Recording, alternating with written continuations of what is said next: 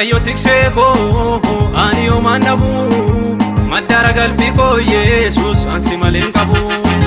Waaqayyo tiksee koo ani yoomaan dhabu maddaara galfii koo Yesuus ansi malee hin qabu. Waaqayyo tiksee koo ani yoomaan dhabu maddaara galfii koo Yesuus ansi malee hin qabu. Waaqayyo tiksee koo ani yoomaan dhabu maddaara galfii koo Yesuus ansi malee hin qabu.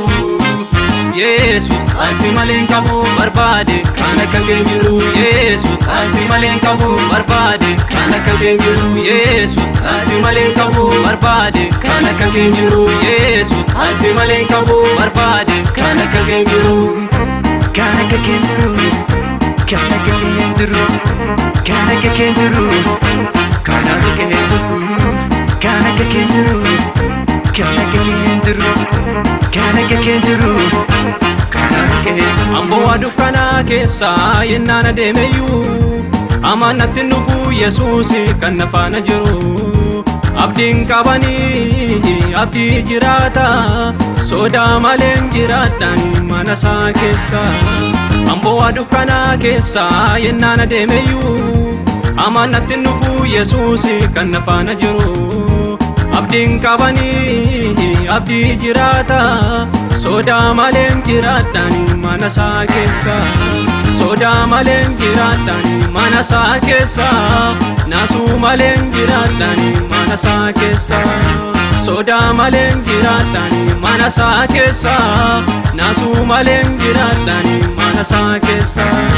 Waaqayyo tiksee koo ani yoomaan dhabu maddaara galfii koo Yesuus ansi malee hin qabu. Waaqayyo tiksee koo ani yoomaan dhabu maddaara galfii koo Yesuus ansi malee hin qabu. Waaqayyo tiksee koo ani yoomaan dhabu maddaara galfii koo Yesuus ansi malee hin qabu.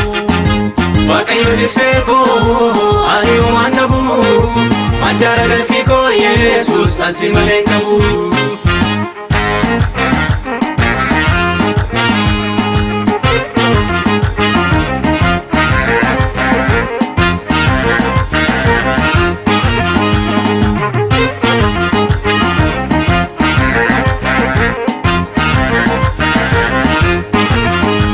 Otumaa warri na cunqursanii na ilaalanii, otumaa warri na ari'anii na ilaalanii, dhadhaa ejersaan mataa koo na dibeeranii.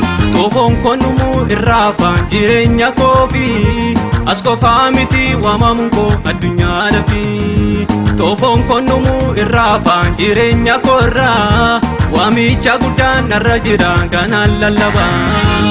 Ingeenye kanaan lallabaa addunyaa furmaatan ta'a. Ingeenye kanaan lallabaa addunyaa furmaatan ta'a. Waaqayyo tiksee koo ani yoomaan dhabu maddaara galfii koo Yesuus ansi malee hin qabu. Waaqayyo tiksee koo ani yoomaan dhabu maddaara galfii koo Yesuus ansi malee hin qabu. Waaqayyo tiksee koo ani yoomaan dhabu maddaara galfii koo Yesuus ansi malee hin qabu. Waaqayyo tiksee koo ani yoomaan dhabu maddaara galfii koo Yesuus ansi malee hin qabu.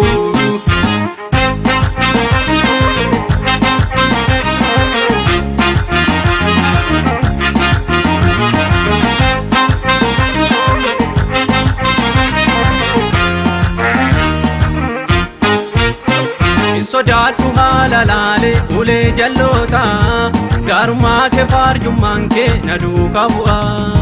Sodaan na biraa sokkeera shakkii hin qabu maqaa kee kan waameen oola nagaa hin dhabu. Sodaadhu haala laalee ulee jalloota gaarummaa kee faarjummaan kee na duukaa bu'a. Sodaan na biraa sokkeera shakkii hin qabu maqaa kee kan waameen oola nagaa hin dhabu. Nagaa hin dhabu ani